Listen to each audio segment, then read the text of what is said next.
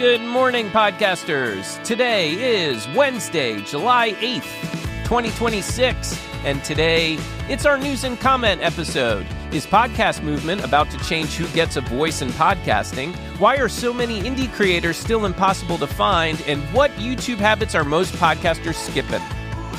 So if you're listening live on Clubhouse, hit the share button, top right-hand side of the screen, and share it however Clubhouse lets you. And if you're catching us via podcast, YouTube, etc., please share this with a fellow podcaster. And now, give us about 30 seconds and we'll get things rolling. Thanks for being here.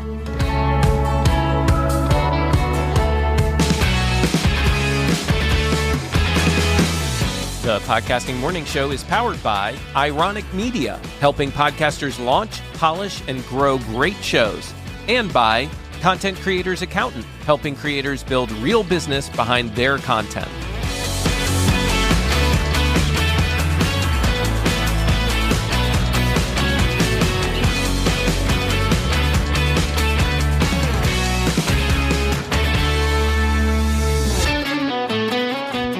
Good morning again, Podcasting Morning Show. Thank you so much for being here. I am your host, Marc Ronick, and currently on stage with me, my co-hosts, DR Fay, Ralph Estep, BC Babbles, Sid Meadows, and from the audience, we have Dan and Tide joining us as well. Great to have you guys here, and Alex Baelish has just joined us as well. And a good morning to those of you who are already listening live on Clubhouse, Dave, Junaid, and Tim. And I see we've got a few people over on the video streams, YouTube, etc. as well. Good morning to all of you. And a quick reminder that tomorrow we will be featuring another podcast in our Spotlight series. This is where we're just trying to give back to our community, promote our fellow podcasters, and share what they're up to, their projects, their podcasts, etc. And it's of no charge for anybody who participates.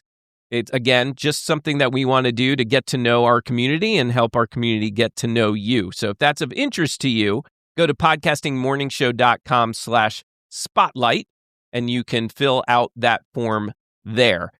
I'm trying to think if there... Oh, and then also the evaluation series. I failed to get the next podcast to evaluate to the team.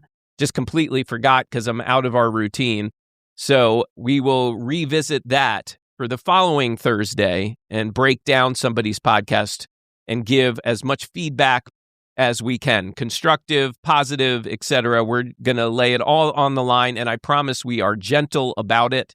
Yes, there's always room for improvement, and we're not here to bash anybody. We're just trying to help you make your show better. So that's right. Just tune into the other audits that we've done, and you can see what our style is, you know? Exactly. Go to podcastingmorningshow.com/eval, and you can submit. You can see the other shows that we've done and check those out if you so please. This is a no bashing zone. That's right. No bashing zone.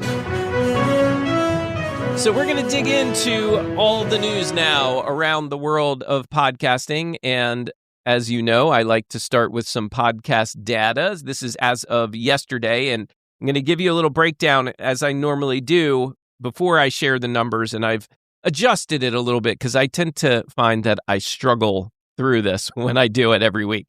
So the Podcast Business Journal is tracking something that they call active podcasts. And this is worth slowing down for a second, like I said, because the wording can get a little fuzzy.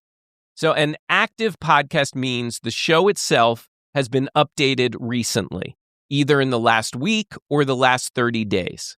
So we're talking about how many podcast feeds are still alive, still current, and being maintained by that creator.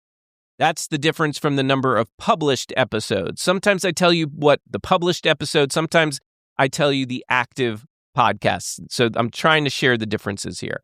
Published episodes count the actual pieces of content that went out during that same time period. So one active show might publish one episode or 5 episodes, but it still counts as one active podcast. The reason I'm sharing the numbers is because they give us a better sense of the real podcasting landscape. And yes, I know I used landscape, but there's really no better word to use.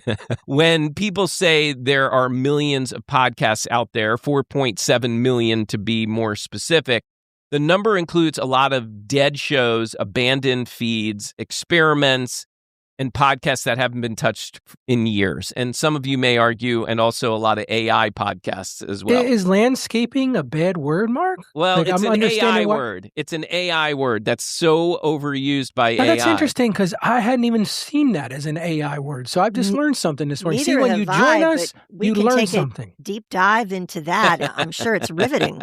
Yeah, the deep dive, and I get that, but landscape, I hadn't heard that one. Now I've got to scour my stuff to see if I'm using the word. Landscape was way more common at the rise of ChatGPT. It has not been used as much lately. I think partially that ChatGPT has made some adjustments, and I think human beings have made some adjustments from that. So I haven't seen deep dive in a while as well. Yeah. I think that, they make adjustments along the way.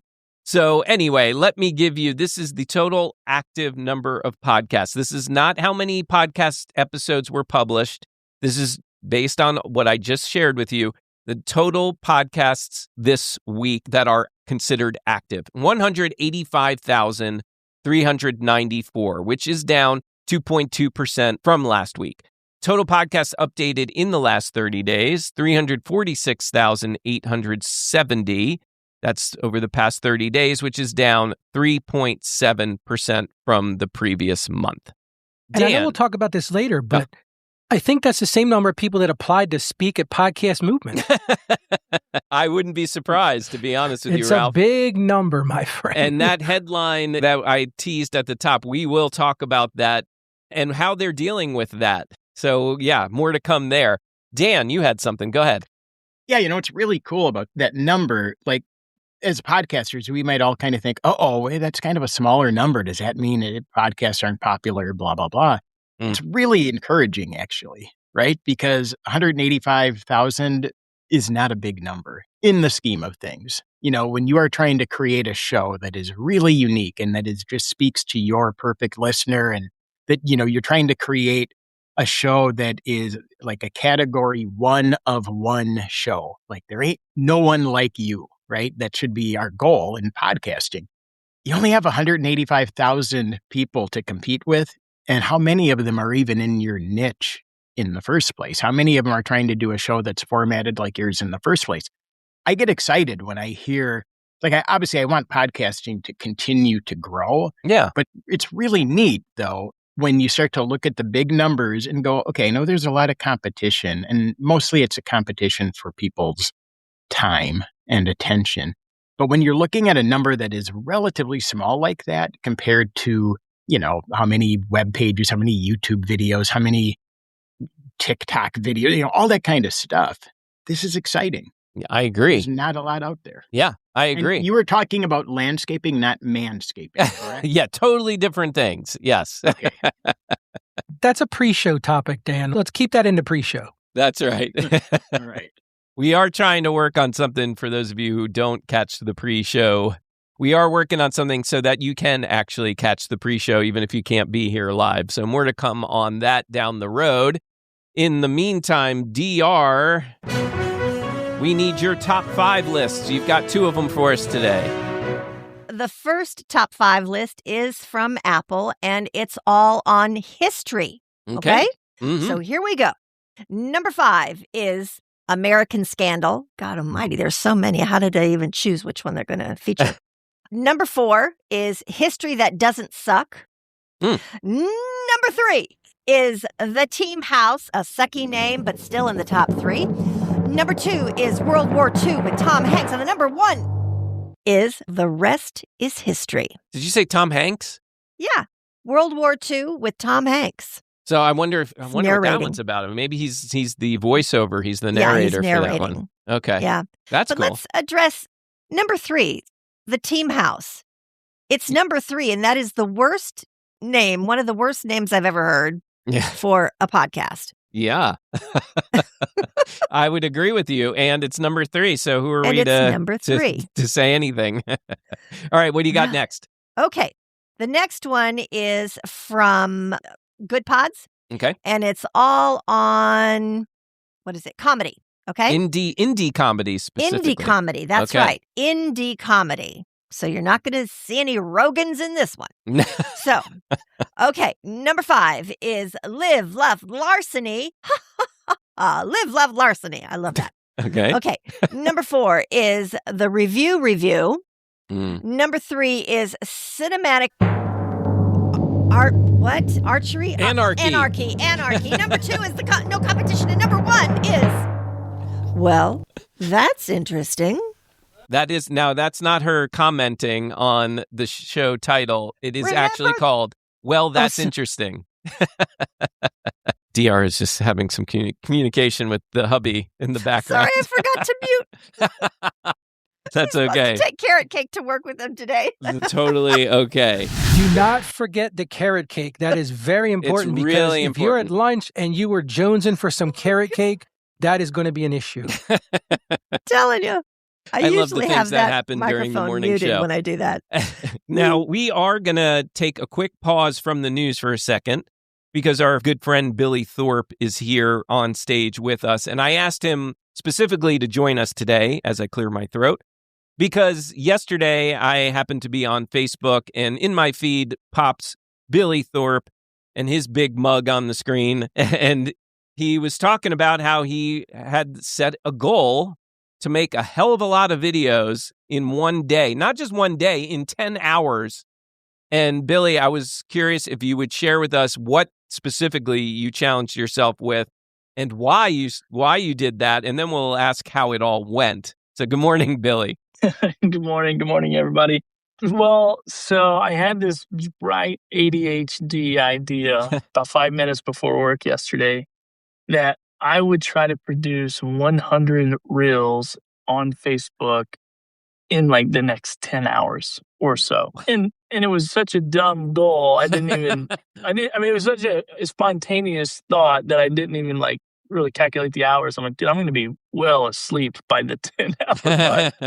And so, but it kind of came from hearing all these marketing experts and gurus and Gary Vaynerchuk's and Alex Hormozy's just talking about producing 100 pieces of content a day or 60, or I think I even heard one of those guys say they did 300 pieces of content in a day.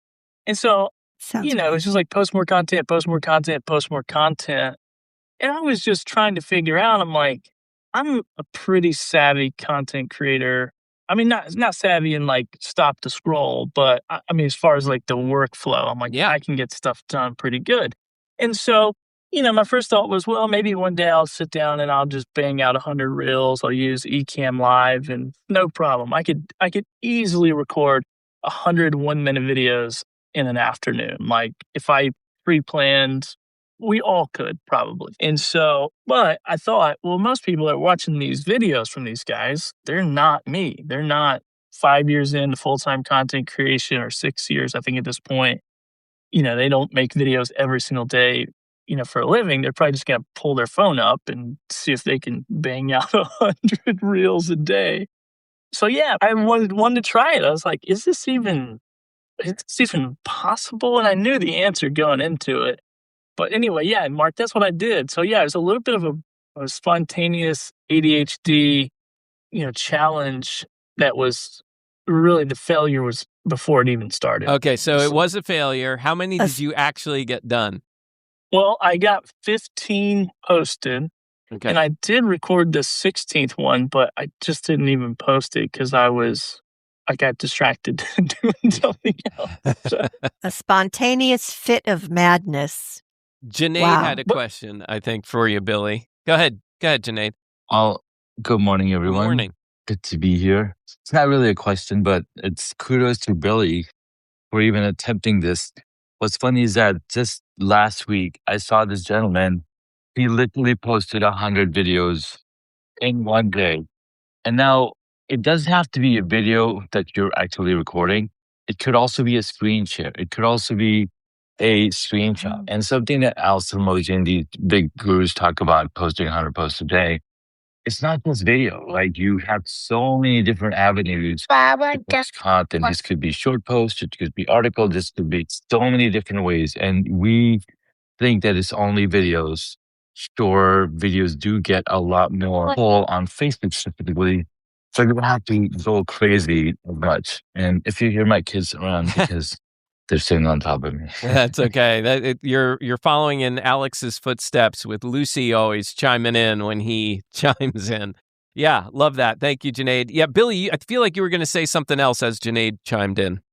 Well, I was going to, just to speak about that, one, I just did video because it's the fastest thing that I can produce. Like, I'm not going to sit there and type up 50 posts on Facebook. And also, I have a little bit of side motivation. Like Facebook is monetizing content creators right now because they have a problem. There's a lot of people on the platform, but not a lot of content. And so they're incentivizing creators, especially through Reels, to be able to do that. So I'm like on the edge of being accepted into this monetization program.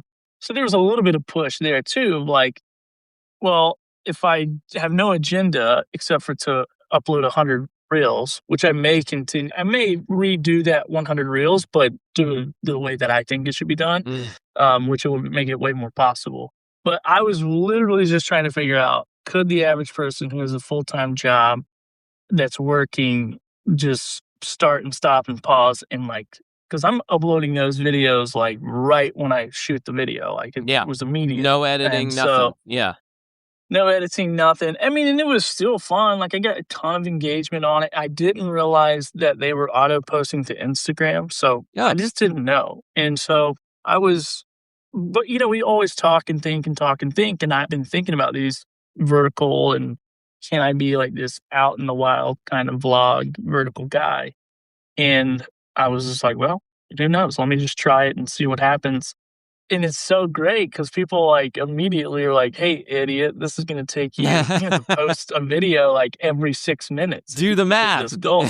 I'm like, yeah, well, that's engagement. I had the most amount of engagement yesterday than I've had in years on my social media account. So interesting.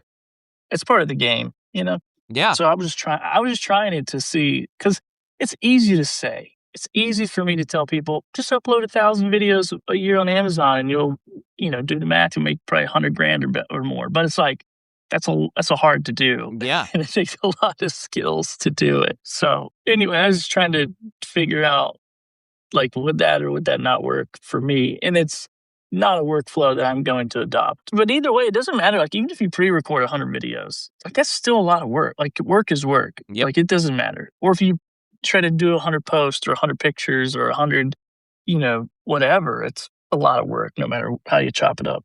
Absolutely. And you've got to be worried about oversaturation too, Billy. And that's something that my team's been looking at. And it's one thing to get a lot of engagement. And you're right about the Facebook thing, because they've been throwing mad money at stuff. Like, I'm seeing dollars coming in through the Reels we're posting that I've never seen before, because they're just throwing bonuses out left and right. But I think you also can be overplayed.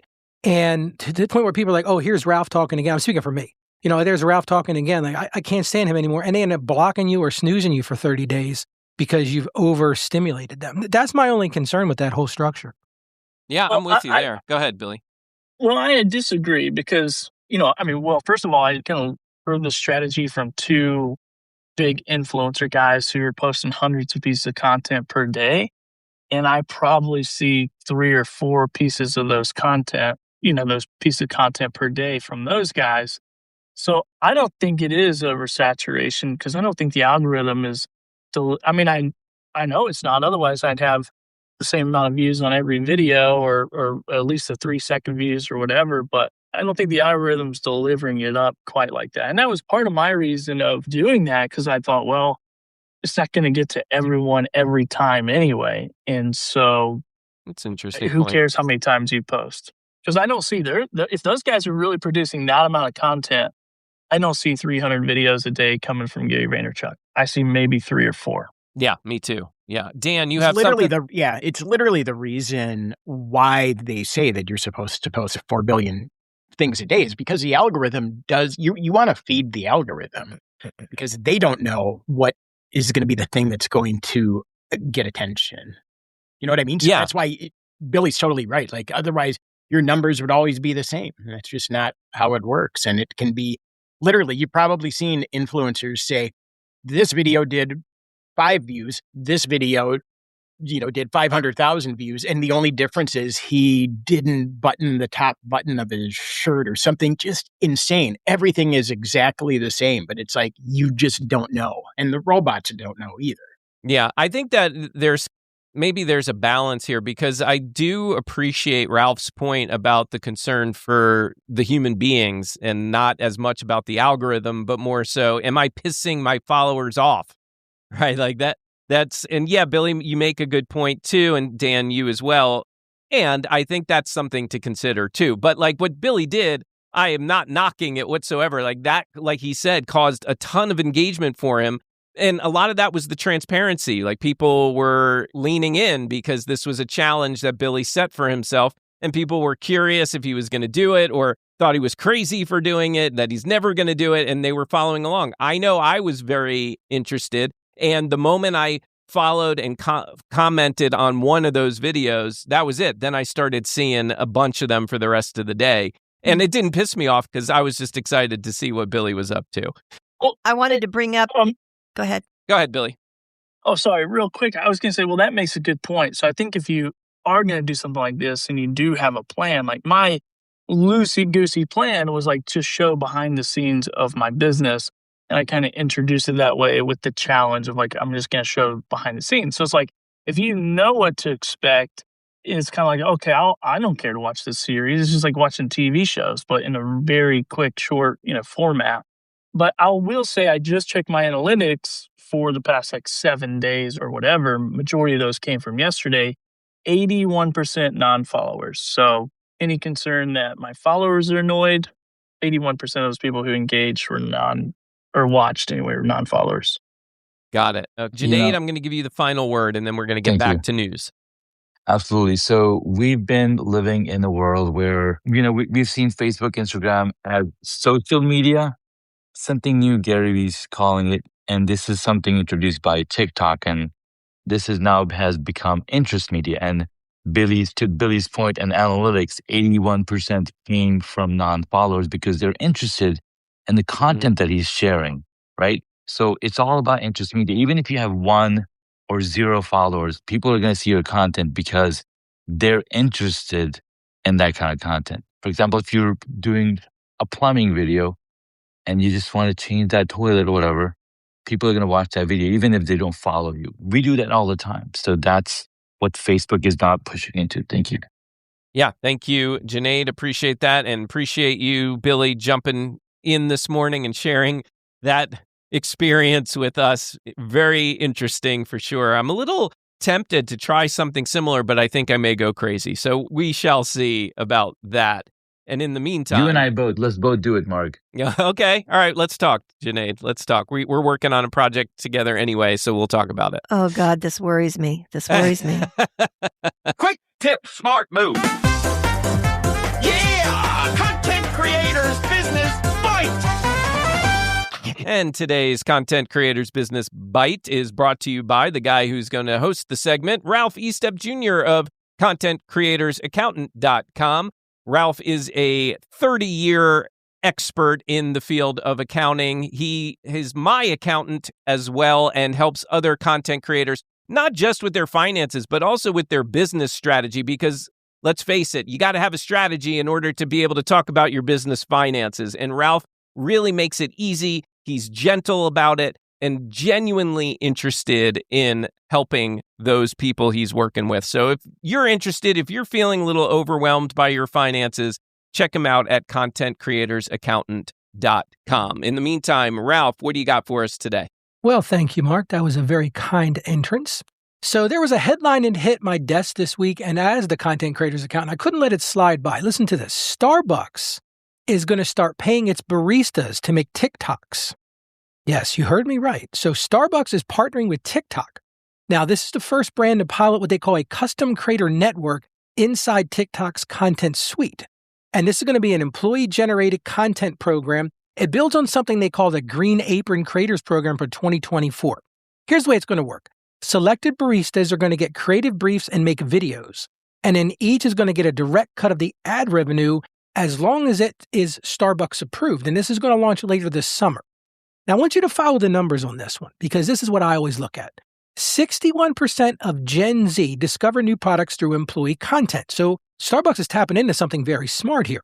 40% of all consumers do the exact same thing.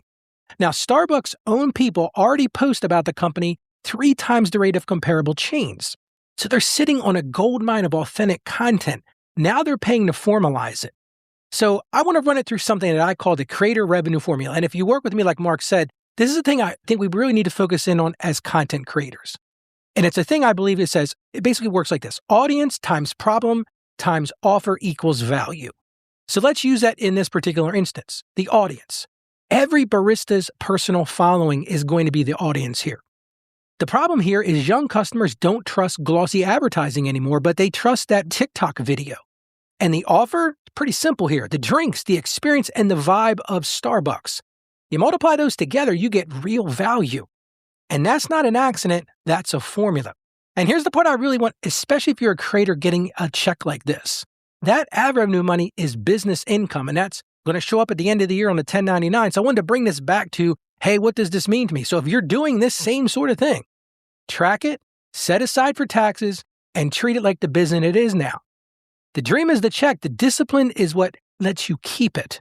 So this isn't all about applause. Starbucks workers are also pushing back a little bit. They have a union now, believe it or not. So they're not thrilled about this, but they're getting paid for content is a real win if you do the math for the worker. So that's what I really want to talk about today. I think it's a great idea. I think you're going to see a lot more businesses following along this because it's going to be an incentive to their employees as well.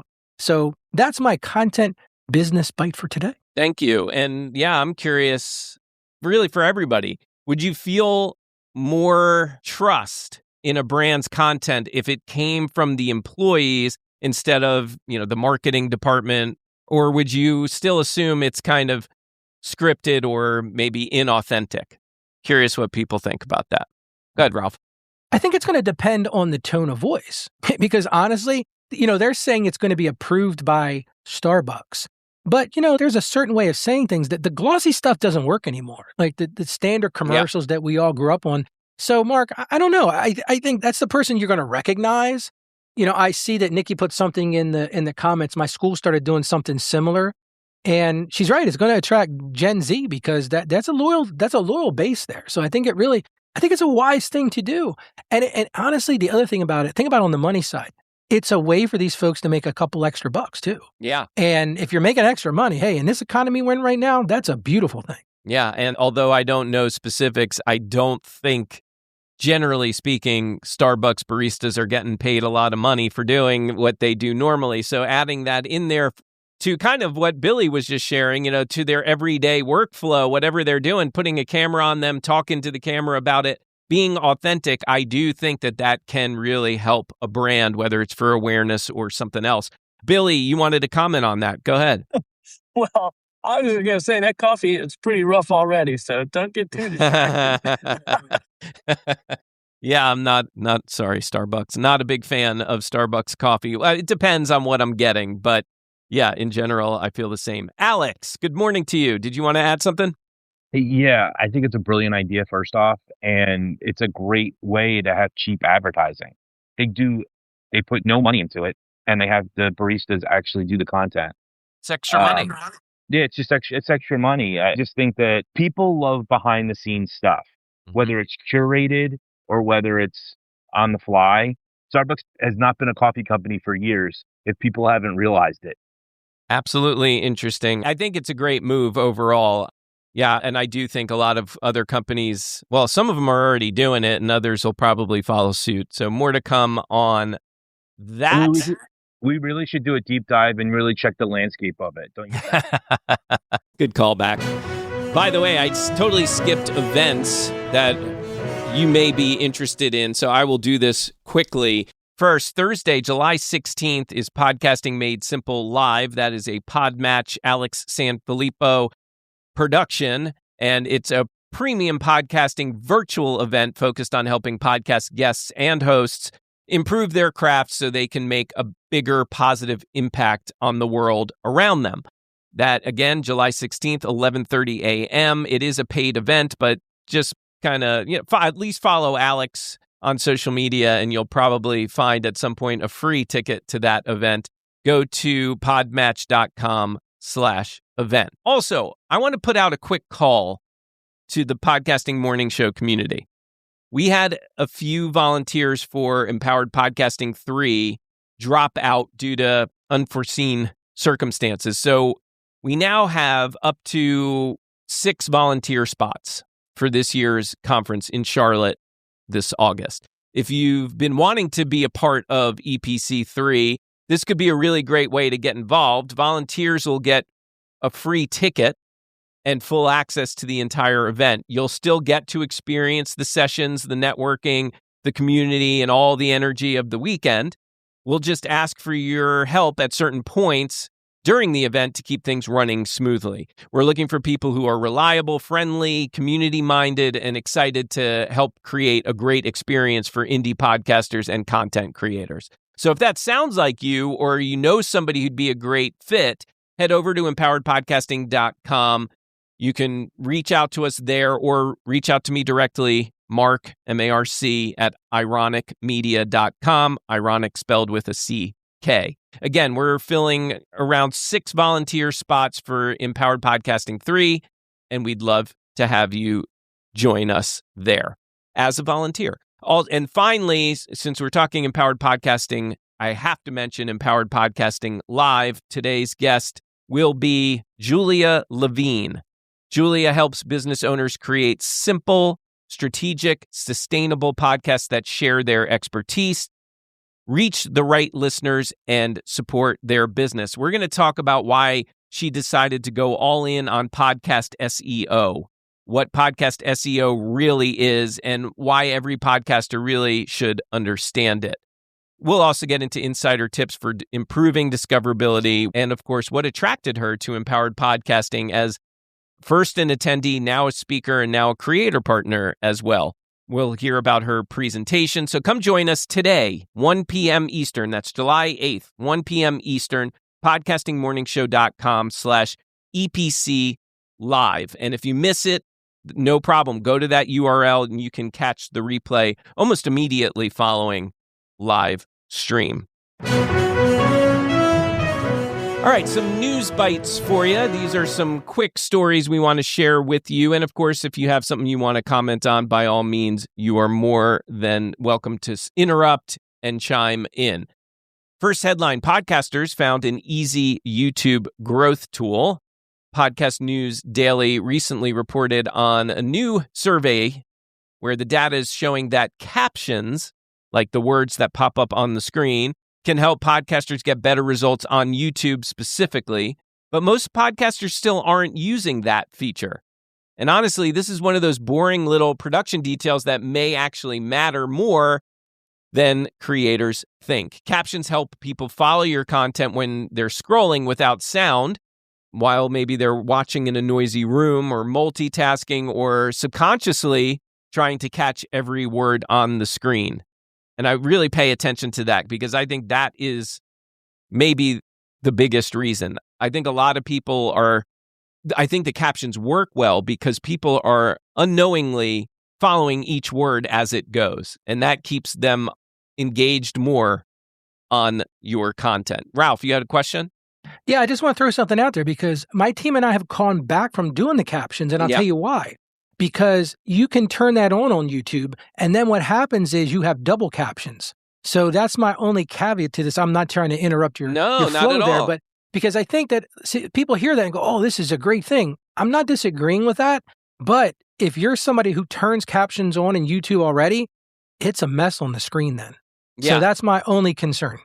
And I'm not sure if it defaults to that, right? Like, I don't know entirely. So you have to consciously turn that on as a user, if I'm not mistaken. I could be mistaken because I think you if do it's have muted, to consciously, you have to consciously turn on captions. But if you're somebody who does a lot of scrolling and doesn't have the volume up, you might have that turned on by default for you. And then all of a sudden, if I'm seeing captions on the burnt in video, then it's like, I can't see anything. Yeah.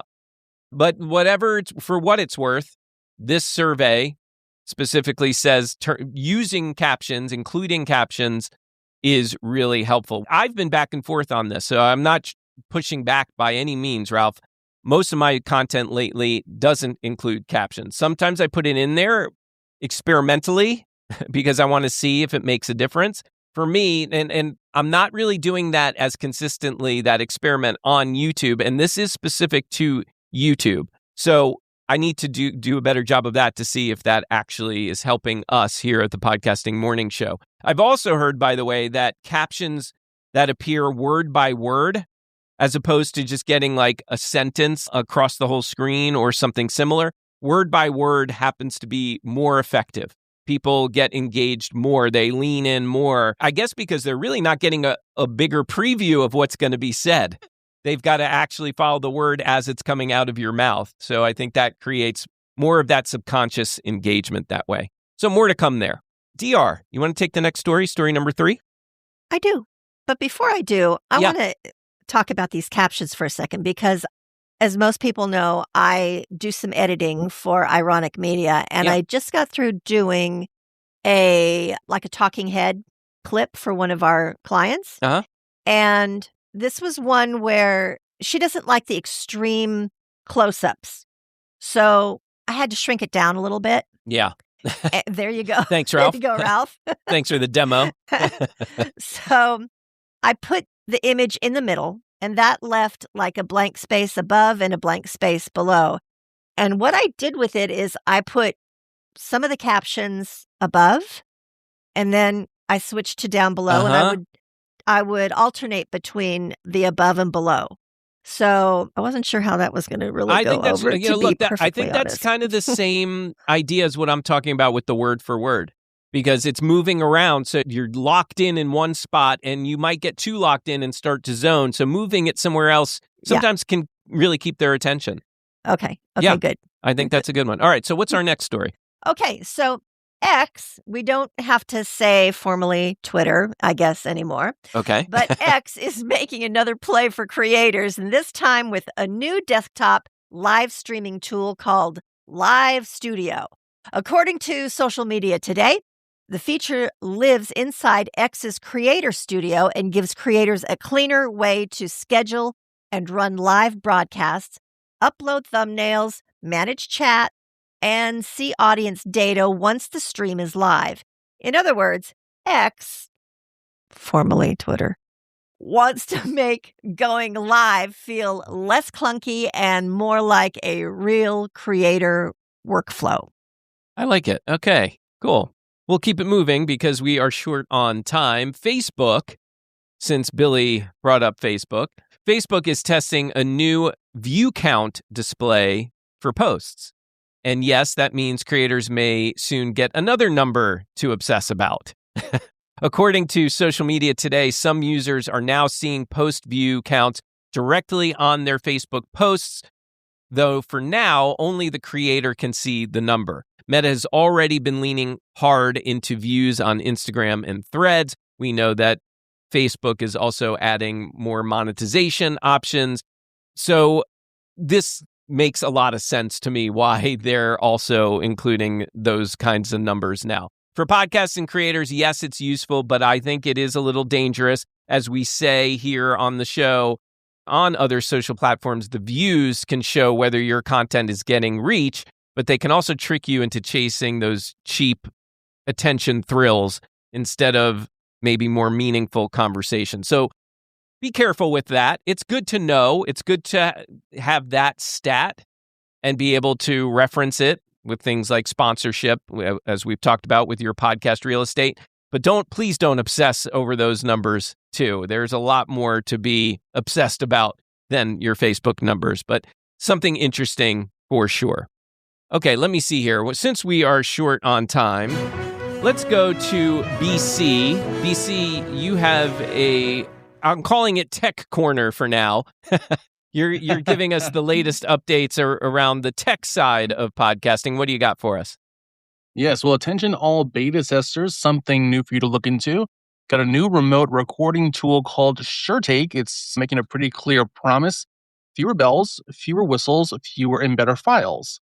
The Canada-based platform is aimed at editors, studios, and production teams that want high-quality local audio and video recordings without pushing clients into DIY editing dashboards, AI tools, and bloated production suites.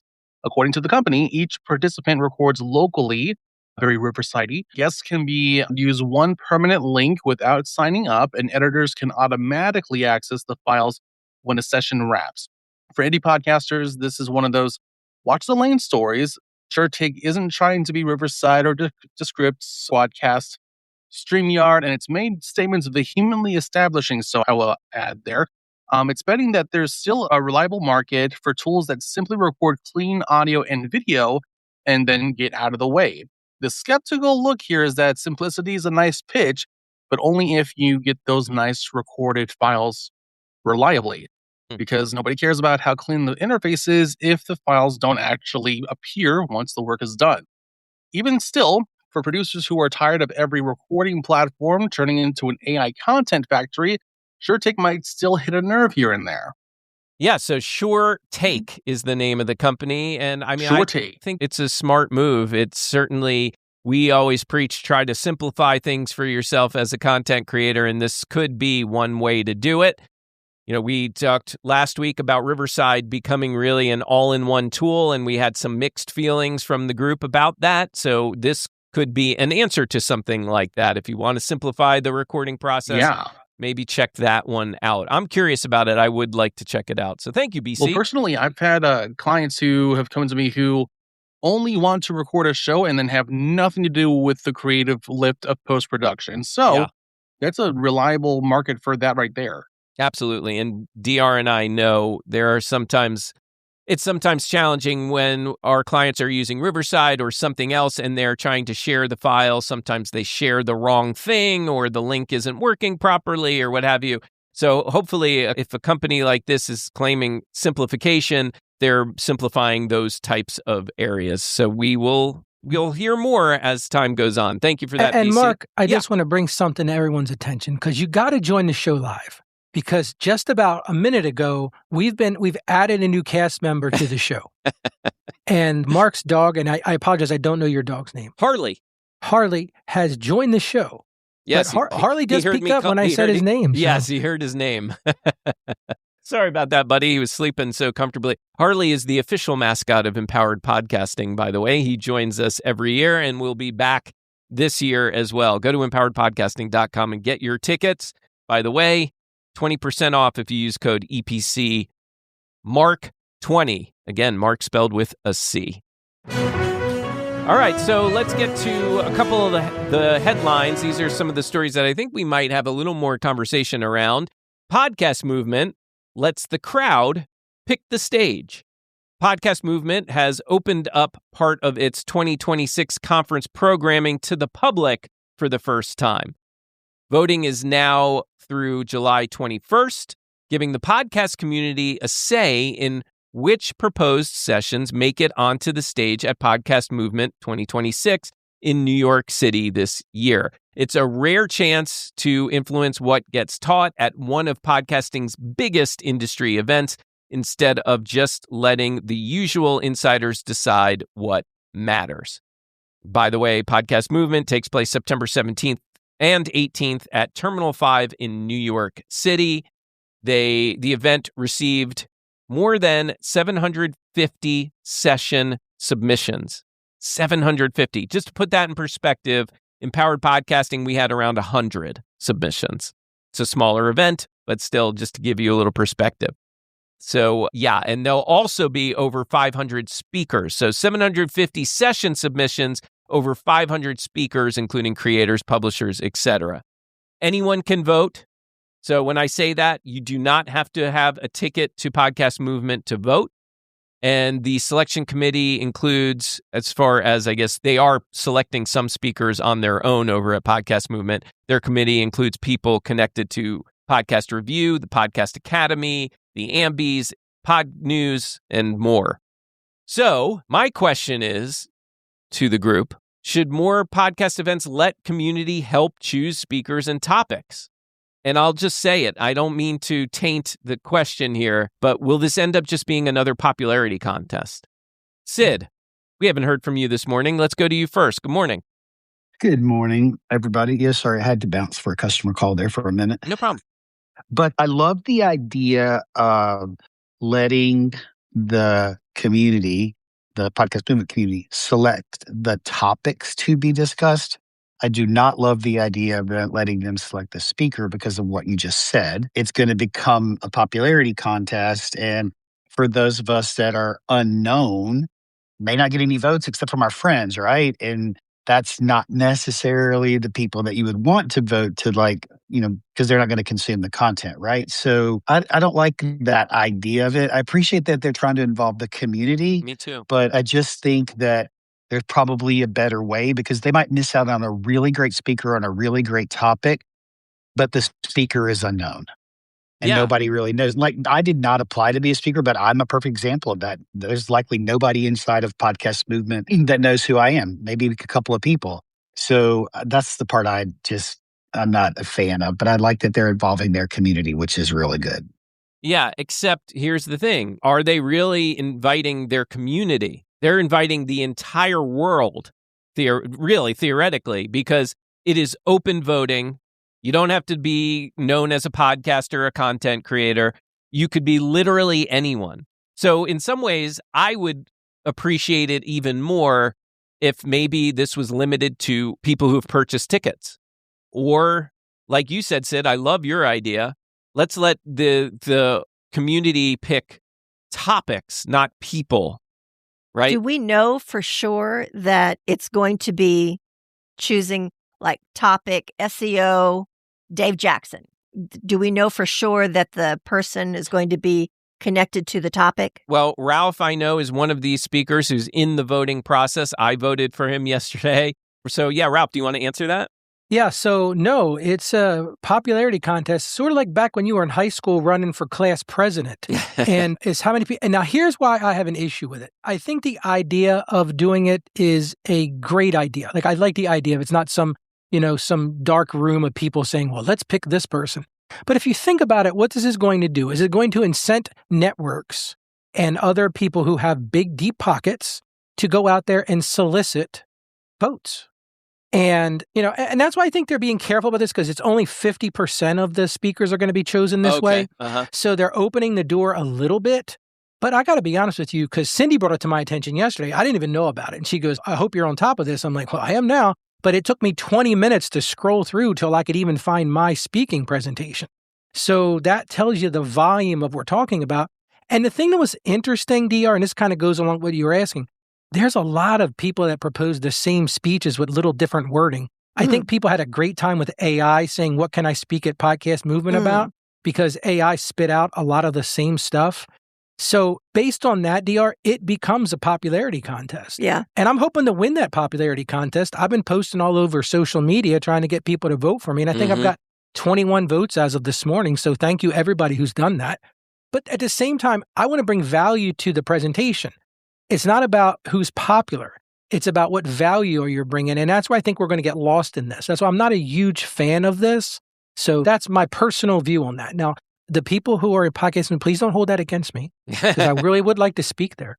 By the way, Cindy, Ralph's publicist, and also Ralph, please remind me, send me the link to vote for you, and I will put that in the show notes in today's episode.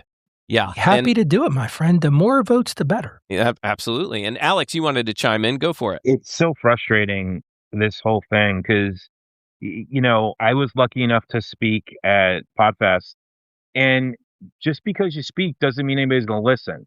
And what do I mean by that is, I had a great opportunity. I would love to do it again. It was one of the best days of my life.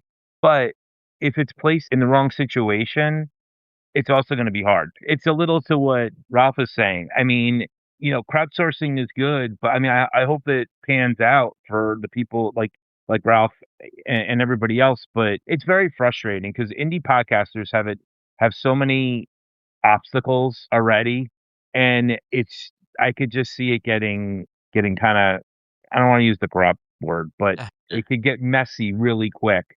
And why should Ralph or someone like Ralph have to spend a ton of money just for people to even know who he is, or time, to get the votes, or time and everything else? And that's the sad part, because there are some really good podcasts that there are some really good speakers that deserve it. It's just The problem is just sifting through it all. So I don't know what the answer is. It's a frustrating thing because even if you do get on there, you still got to get people to listen. Yeah, I admit I got actually excited about it at first. Like when I saw what they were doing, just kind of the overview of what they were doing, I thought it was really smart and like something that for empowered podcasting even. Like I think we could incorporate something like that. But to all of the points that are being made here, I don't want it to become a popularity contest. That's not what we do at Empowered Podcasting. It's quite the contrary, that we try to really consider everybody as an equal. And yeah, a popularity contest isn't going to really support that. And Marc, what was funny is as soon as this became sort of known, I'm a member of the TPA. I mean, I was getting bombarded with emails. LinkedIn was full of all this kind of stuff. I'm like, okay, so everybody's out there with their shiny penny now trying to push this. Now, I jumped right on the bandwagon to be very honest with you, because what else are you going to do? Like, this is the rules they've set. So you're going to go do that. But it was just kind of comical. I'm like, well, this is going to be interesting. Yeah. Junaid, what did you want to add? You've got to look at past the voting thing. What are they actually looking for? They're looking for more email addresses. Come on. That's why they open it up. That's what everybody wants. They want more email addresses. They can push more content to it. Good point. And that's exactly their new play. I mean, that's a what's fantastic really nice, point. Marc, Yeah. What's really nice about this is, Ralph is going to go on a barnstorming tour to get your vote. He will personally go to your house and set up your podcasting situation free of charge to get your vote. Okay? So look at it that way. You could also get that little service on the side. He'll bring his cow with him, but it's okay. It might take a while. It might be after the whole voting. Well, but money guy, who knows? Maybe he'll come to your door with a couple of bucks. Well, it'll be a write-off. He'll somehow make it a write-off. Marc, yes. What topic would you vote for immediately if you saw it on the list? Just boom. Fantastic question. So not as a speaker, but as a topic. Yeah. Honestly, I've been for whatever reason, podcast SEO specifically has been in front of me lately over the past few weeks. Yeah. So if I saw that on the docket and I was walking into a conference today, I would probably go or vote for that one for sure. That's why I'm looking forward to today's conversation at 1 p.m. at podcastingmorningshow.com/EPC live with Julia Levine. She is a wizard with podcast SEO. So I'm really excited about what I'm going to learn there. And she's going to be talking about it at the conference as well. She's got all sorts of stuff. And I can't say specifically, but I'm pretty sure she does have a course on that specifically. How about that? So check that out. All right. I'm looking at the time here, DR. And I know I saw you were like playing around a little bit with the next story, but we're going to have to hold it because we are out of time. Tomorrow, we're back with the mailbag where we'll be answering your podcasting questions. So if you've got any, bring them tomorrow or drop us a line at our Empowered Podcasting Facebook group or email me. You heard the email address earlier and you'll find it in the show notes as well. But yeah, come join us at podcastingmorningshow.com/join us. And until tomorrow, make it a great day, everybody. Take care.